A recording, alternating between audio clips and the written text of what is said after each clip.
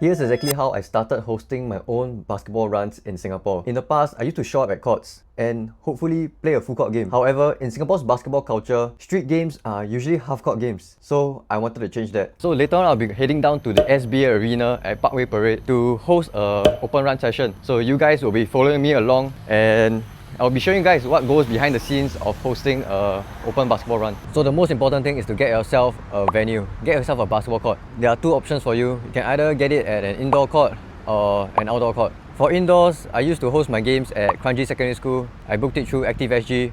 Currently now, I'm working with SBA. I'm hosting my games at the SBA Arena. However, if you're not able to find yourself an indoor court, not to worry. Outdoor courts are super available in Singapore. There are CCs, public courts. You can really find yourself a decent court in Singapore.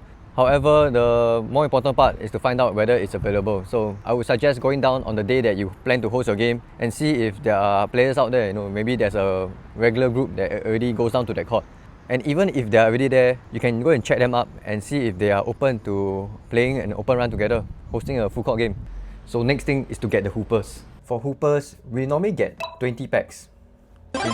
And we split them up into 4 teams. And I asked them for 2 things: their height and their position. Using their height and position, this would give us a general idea on how to balance the teams. So one question people would have is, how many people is enough people and how many is too little? For a 2-hour duration, I would suggest having 20 packs at max. Anything more than 20 packs, I can confirm that it would be too slow of a rotation for everybody to enjoy. And if you want to increase the number of packs, you can add 30 minutes for every 5 packs. So for 2.5 hours, you can get 25. For 3 hours, you can get 30 packs. The sweet spot, I would say, would be having 20 packs for 2 hours, because any duration more than that, although sure, everybody gets to play enough games, but it stretches across a larger period of time. Okay, and the last thing here is game format. So we play 8 minutes or first to 15 points. And I found that would be the best balance in terms of pace and rotations between the teams. Because 10-minute quarter might feel a bit too long for most recreational players. Most people will gas out by the 8-minute mark. Having it to 15 points just ensures that everybody has a target or objective to hit at the end of the game. So for game format, I need to ensure that everyone has fair playing time. So to do so, winner in, loser out. But when the winner wins twice in a row, that's when both teams will get switched out. And between these 2 teams that got switched out, the winning team would be the next to play, just to ensure that everyone has some fair playing time and something to play for. So once you've gotten your court locked down, the hoopers that you're going to play with, as well as the game format that you are going to be hosting, you are ready to go. Today I'll be wearing the Li-Ning All City 13. Let's go. Now the time is about 7 PM. I'm heading over to SBA. The run is going to start at 8. Let's go host a basketball game. Oh, scoreboard. Okay. So guys, I just set up the scoreboard. As an organizer, you need to bring a ball. I also brought a scoreboard and I brought the people. I brought the vibes. So I'm going to change into my shoes, and now the time is 7:53. I'm not allowed to get any players in until it's 8 o'clock. Later on, when all the players are in, I'm gonna do a quick brief with everybody just to make sure everybody knows what the rules are. Okay, you can see all the guys are here. Hey yo. I just want to give everybody a quick brief on what the rules are again. Number 1 thing is that there shouldn't be any sweet drinks inside the court. And the last one is we are here to play, not to fight. So if anybody feel like fighting, come and talk to me first. I need somebody to help with the scoreboard as well. So another thing when it comes to organizing, you need people to support and help. Even all the players that are coming down. Byron, your team here already? Yeah. So your team and Jeremy's team. Okay, start. Game 1 has started and I got my friend Waza to help with the scoreboard.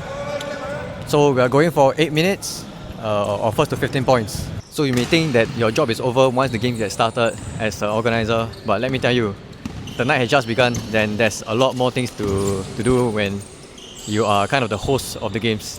So don't go away just yet. I'm going to tell you guys what it takes to be a game organizer. So today we got a special guest that came for the game. You want to say hi? Hey, hello. I'm back. I'm 80%, but I'm back. Yeah, I can play at least. My physio said I can play. I'm not the only white guy on the court already. There's another one. It's fucking humongous, bro. Hey, why you like that? Where you all find this kind of people? Why Bro, I wanted to be special. You're both white, but then how come you this size?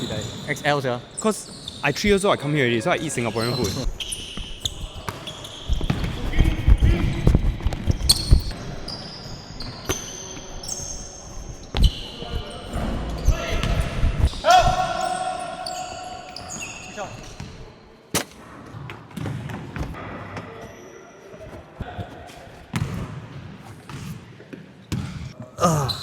So besides just organizing the games, when the games start, the games get physical. And with any physical sport, there will be bound to be disagreements. Actually, a lot of the organizers have to come in, kind of resolve the conflict. So be it people like complaining about a call, or complaining about people just being too rough. I have to step in and mediate. Be it just to come in and make sure everybody is on the same page, or find out how another person is feeling. Honestly, sometimes it's all about just listening to them and finding out how they feel, because it's frustrating when there's a bad call, or when people hit you and you don't feel justified. So being an organizer is honestly more than just putting the game together. There's a bit of soft skill that you have to understand people, understand how they feel, and while all of this is going, I'm also playing the game.